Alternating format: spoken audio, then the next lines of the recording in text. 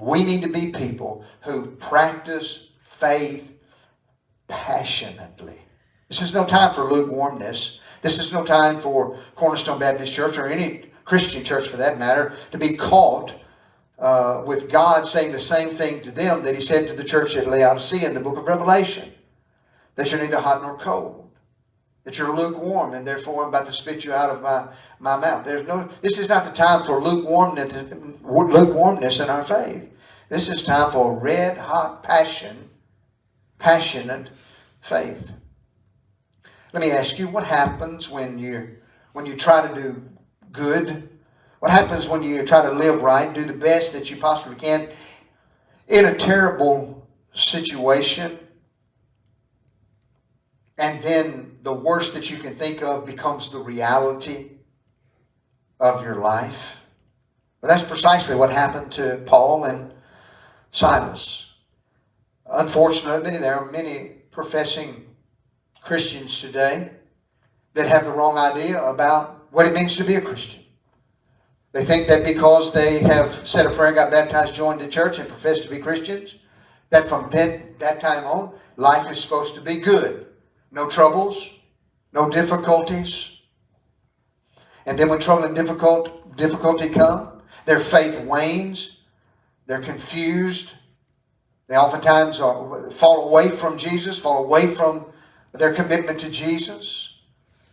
But I want you to look carefully, because Paul and Silas teach us a thing about what we need to do, what happens when we do our best, when we try to do our best and live right, and yet a terrible situation becomes the reality of our lives.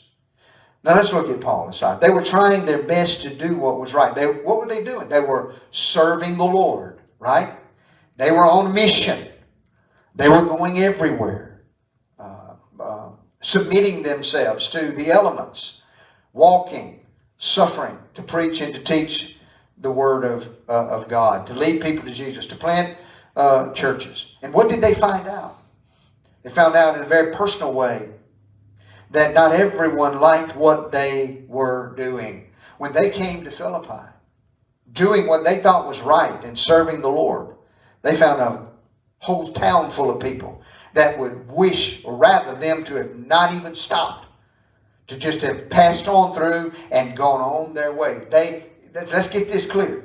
They did not want Paul and Silas in their city. And because of that, Paul and Silas got mowed down by a terrible, terrible situation. Notice how the circumstances unfold. First of all, because of their witness for Jesus. First, they were forcibly, they didn't talk to them kindly. They didn't walk up to them and say, "Sirs, excuse me, we would like for you to come down here in the middle of town. We'd like to have a talk with y'all." No. They were forcibly dragged, the Bible says, down the center of town in front of everybody. And they were accused of breaking Roman law, number one. Second, kangaroo court was ordered. They found them guilty, stripped their shirts off of their backs, and they began to beat them with rods.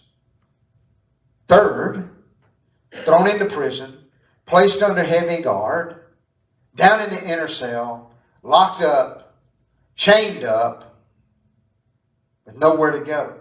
And fourth, feet in stocks. There they are, cold, hurting, beaten, a bloody mess, sitting somewhere where they can't even see, dark, cold, and away from anybody. Now I want you to ask yourself a question. We all should ask ourselves this question.